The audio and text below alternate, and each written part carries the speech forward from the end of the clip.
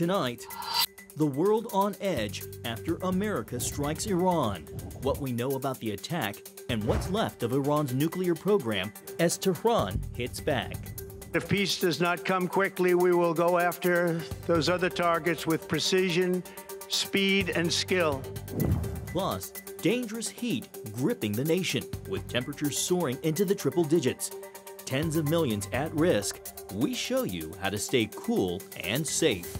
And a baby bust is hitting America, and fast. Why fewer families are having kids and the fight to fix it. Right now, we do many things to actively make it harder to be a parent, even if you really want to be. All this and more tonight on Faith Nation.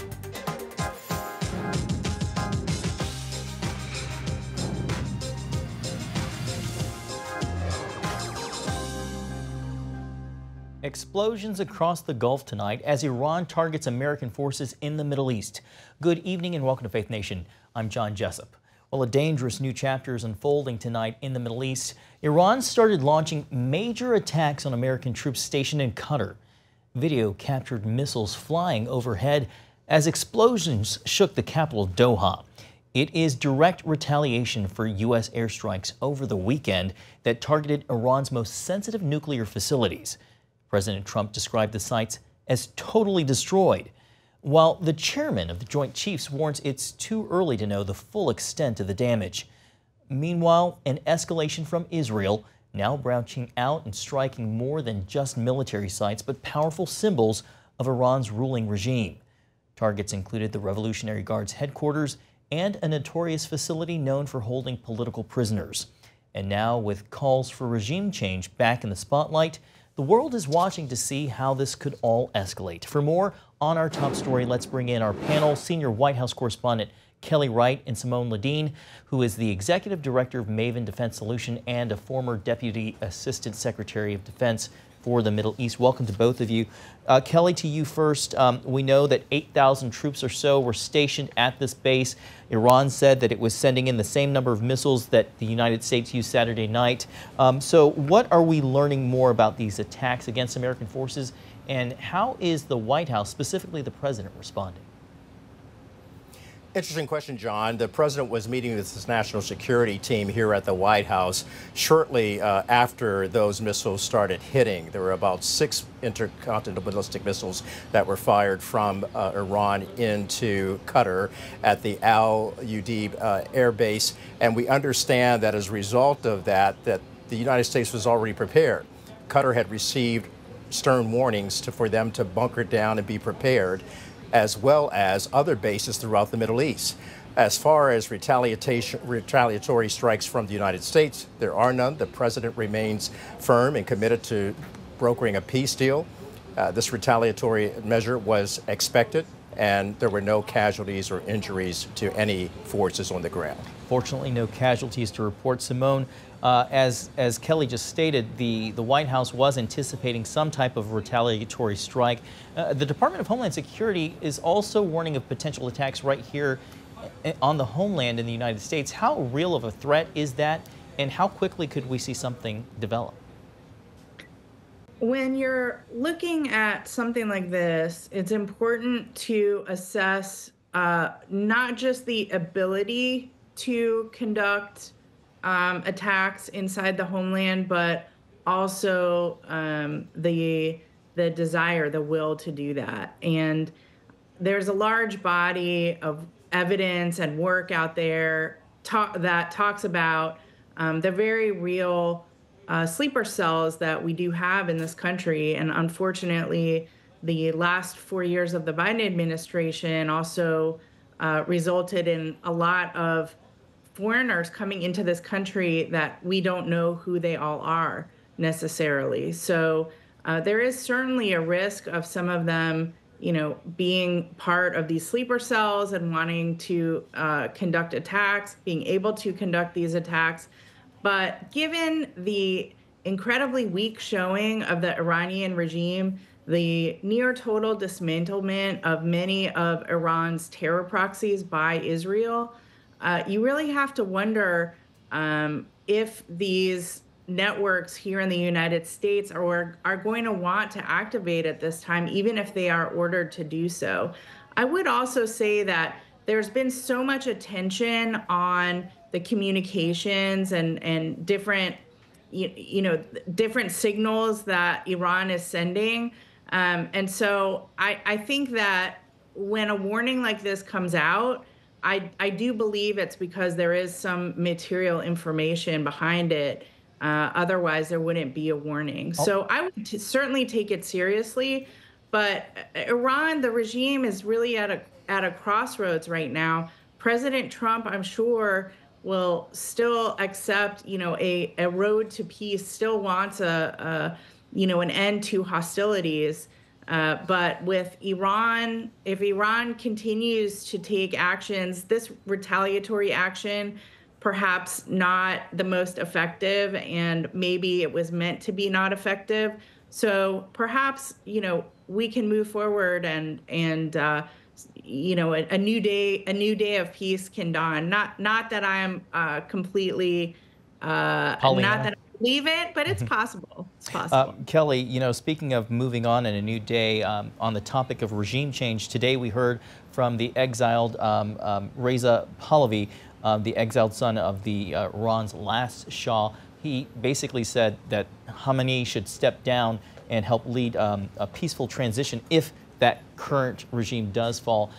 Is this something that the White House is taking seriously? And could we see the U.S. potentially quietly support opposition leadership without officially endorsing a change? Well, the president has made it clear on Truth Social that regime change is an incorrect political word. It's not politically correct. At the same time, however, he does see the possibility of a MAGA-type action taking place in Iran where people would make Iran great again. He has not addressed what the Reza Pahlavi has talked about, but the White House is considering everything in terms of trying to get people back to the table, negotiate a peace, and possibly have some sort of change from within the regime. All right, Kelly, Wright, and Simone, Ledine, thank you so much for your time and your insights this evening on this very important and developing story. Thank you. Well, turning now to Syria, where at least 25 people died in a terror attack on a Greek Orthodox church near Damascus. About 350 people were inside the Mar Elias church on the outskirts of the capital, Damascus. It happened at a prayer meeting. That's when an armed man entered the sanctuary and began shooting. The crowd rushed the attacker, who then detonated an explosive belt, killing and wounding dozens. No one has claimed responsibility, but the Syrian Interior Ministry says the suicide bomber was with the Islamic State, which of course is also known as ISIS. Well, meanwhile, here in the United States, police are praising the heroics of a church staff member, or rather church staff members, for preventing a potential mass shooting at a Detroit area congregation Sunday. As CBN's Dale Hurd reports, security personnel killed the shooter before he got into the building. Crosspoint Community Church in Wayne, Michigan was holding a special vacation Bible school service when the gunman opened fire outside. Please, everybody come to the back. Ring camera video near the church also captured what seemed to be multiple rounds of gunfire.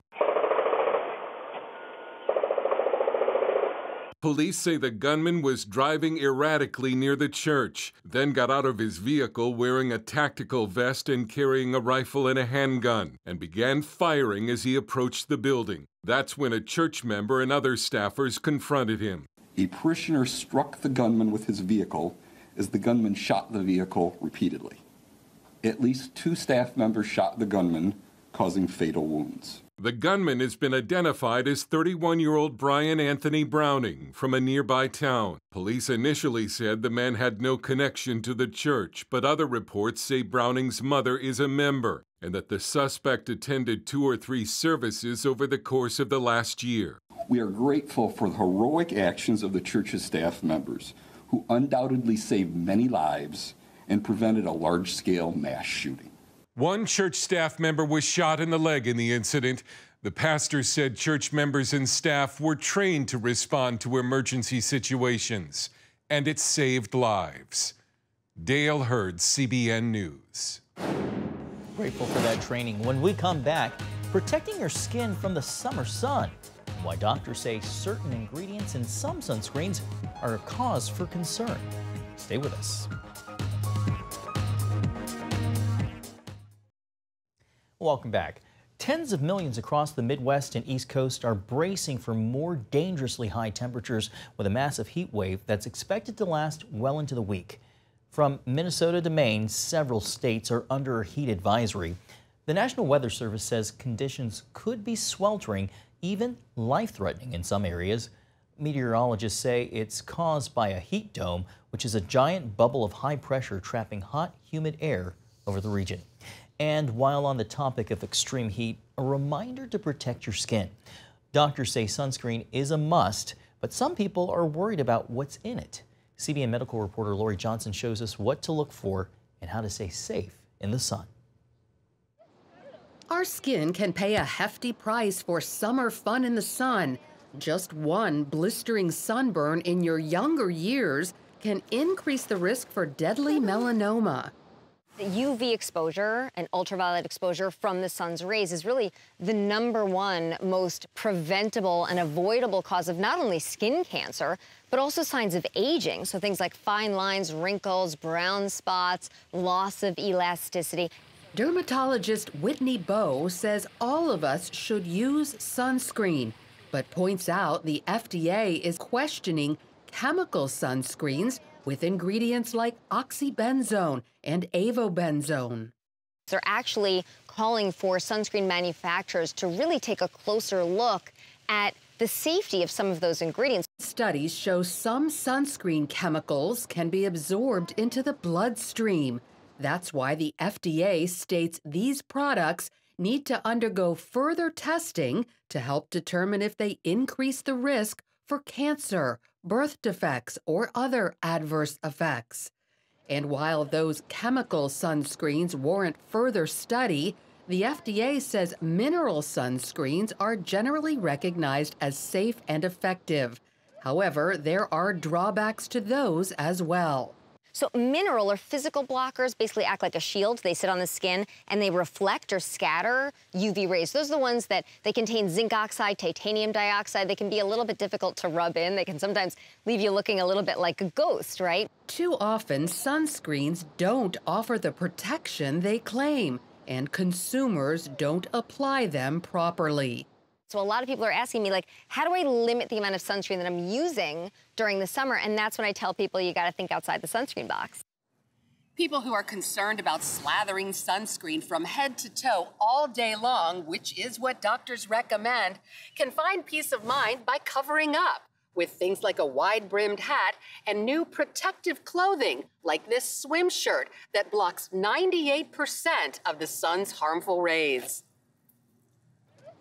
If you do happen to get too much sun that leads to a burn, Dr. Bowe says new CBD products can bring relief. So cannabis, the cannabis plant, has two main compounds that people are familiar with. There's THC, which gets you high, and CBD, which doesn't. But CBD can actually help to dial down inflammation. It speeds up wound healing, and it also has analgesic properties, so it helps with pain. As for that aging look that comes with too much sun, Dr. Bowe explains how to potentially replace collagen in our skin that the sun breaks down. They're basically ropes of protein that keep the skin firm and tight and smooth. And there's this very hot new trend of adding a scoop or two of collagen powder into your coffee, into your smoothie, into your oatmeal, showing that if you ingest collagen every single day, it can boost elasticity, hydration in the skin, and even fight wrinkles. Finally, if you choose a sports drink this summer, make sure it's organic and no more than 2 grams of sugar. Most sports drinks are loaded with sugar, and sugar causes something called glycation. The sugar molecules bind to the collagen and targets it for destruction. So it's a great way to accelerate the aging process. Dr. Bowe recommends keeping our sugar consumption under 30 grams a day. Lori Johnson, CBN News. Some good tips there. Thanks, Lori. Coming up, what's behind President Trump advocating for a new baby boom and why he and others believe the cost of raising a child needs to be addressed. Welcome back. Globally, there's a growing concern about the future, all because people are having fewer children, and no one's quite figured out how to stop it. Here in the United States, the White House has sparked a debate with a possible solution to America's so-called baby bust. CBN's Tara Mergener takes a closer look at the plan and why it's becoming part of a national conversation.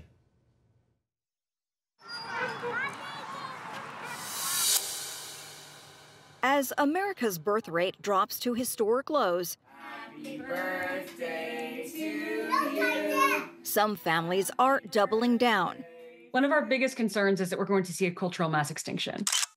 Malcolm and Simone Collins are part of a growing movement encouraging society and the White House to support family life to tackle the problem. It's not like our society is one in which we really need to force people into having kids. In fact, we think that's a really bad idea. We only want wanted children in this world. But right now, we do many things to actively make it harder to be a parent, even if you really want to be. CDC data shows the number of babies born in the U.S. hit a 45-year low in 2023, with only a few states above replacement level. I think that's just a great tragedy because for most of us, kind of nothing lends our lives more meaning and purpose, absent, say, faith, for instance, than the opportunity of kind of being both a spouse and a parent. Beyond missing out on family life, the overall impact could threaten the country and world's future. People have had in mind since the 1960s this misguided worry about overpopulation. Experts warn today's mindset about parenting carries broader consequences, like fewer workers, lower tax revenue, and an aging population with not enough younger people to support them. If you haven't invested in friendship and family, you're going to be in a bad spot in the last chapter or two of your life. Prominent voices are sounding the alarm. The birth rate is very low in almost every country. And so unless that changes, civilization will disappear. The White House is now exploring ways to encourage Americans to have more children, with President Trump dubbing himself the fertilization president. And we will support baby bonuses for a new baby boom. How does that sound? That sounds pretty. I want a baby boom. A $5,000 payment to new mothers is one of the ideas under consideration, along with a $1,000 tax-free investment account to each newborn child in the U.S. Others include Fulbright scholarships for married or parenting applicants and federal funding for fertility awareness education. This movement tends to actually transcend so many different groups. It incorporates your Silicon Valley tech bros. It incorporates many pro-life religious conservatives, but it also ties into a sort of crunchy con liberal or even libertarian who's really interested in these holistic health root cause approaches to fertility and overall vitality. Simone has even floated awarding a national medal for motherhood for those with 6 or more children. We need to show that we support and celebrate people who make these sacrifices. And President Trump is pledging to lower the cost of IVF to make family growth more accessible. So what's behind America's baby bust? For many, it's not a lack of desire, but a lack of support. The cost of living is high, childcare is more expensive, and family dynamics have changed. We've all heard the old adage, it takes a village to raise a child, and we don't live in those villages anymore. Data also shows women starting families later in life, greater access to contraception, and other choices taking priority. So please, is the loss of sleep, is the loss of identity, giving up your body, is it worth it? Declining faith may also play a role. Research shows religious Americans are more likely to have children, while the non-religious, a group that's doubled to 29% since 2007, tend to delay or forego parenthood altogether. Not everyone, though, agrees it's the government's role to intervene. Clearly, they don't know how women's bodies work, and they don't know what it costs. The desire to become a parent is not universal, even though we may all, most of us, may have the capacity to become biological parents. Even among baby boom supporters, there's a debate over how to encourage more people to become parents. We should be also thinking about how do we make the marital bond, the foundation of any effort to kind of address this fertility challenge that now faces us. It's no secret what moms are demanding.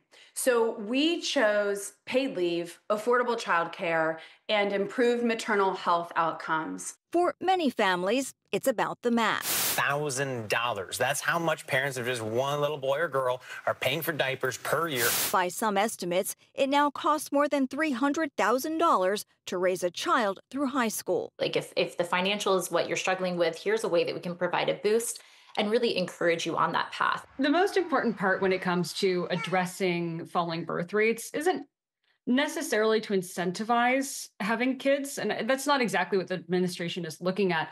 The biggest thing is, how do we take a foot off the neck of parents who want to have kids or more kids? Whether solutions to reverse the nation's low birth rate is through culture shifts or policy, it's clear many women aren't asking for a push and would prefer a helping hand. In Washington, Tara Mergener, CBN News. Thanks, Tara. Coming up, a high school football player putting his unique talent to good use. Next on Faith Nation.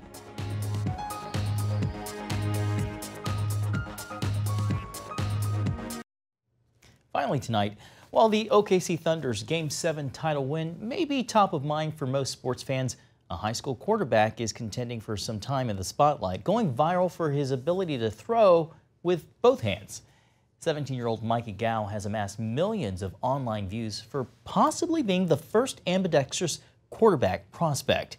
He can trace his skills back to age 9 when an injury kept him from using his right arm for nearly a year. Instead of giving up baseball and football, Ga started playing with his left arm, and it stuck. After a recent win and being voted player of the game, Ga called his unplanned path a blessing.